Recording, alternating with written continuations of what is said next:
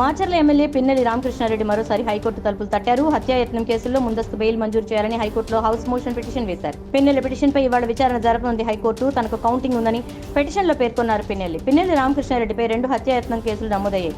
IPC section 307 కింద ఆయనను ప్రధాన నిందితుడిగా ఎఫ్ఐఆర్లో చేర్చారు.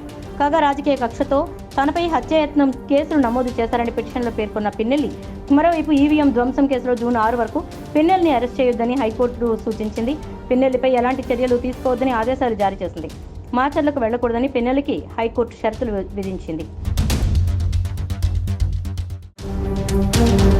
మాచర్ల ఎమ్మెల్యే పిన్నెల్లి రామకృష్ణారెడ్డి మరోసారి హైకోర్టు తలుపులు తట్టారు. హత్యాయత్నం కేసుల్లో ముందస్తు బెయిల్ మంజూరు చేయాలని హైకోర్టులో హౌస్ మోషన్ పిటిషన్ వేశారు. పిన్నెల్లి పిటిషన్పై ఇవాళ విచారణ జరపనుంది హైకోర్టు. తనకు కౌంటింగ్ ఉందని పిటిషన్లో పేర్కొన్నారు పిన్నెల్లి రామకృష్ణారెడ్డిపై 2 హత్యాయత్నం కేసులు నమోదయ్యాయి.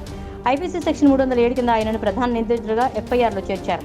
కాగా రాజకీయ కక్షతో తనపై హత్యాయత్నం కేసులు నమోదు చేశారని పిటిషన్లో పేర్కొన్న పిన్నెల్లి మరోవైపు ఈవీఎం ధ్వంసం కేసులో జూన్ 6 వరకు పిన్నెల్లిని అరెస్ట్ చేయొద్దని హైకోర్టు సూచించింది.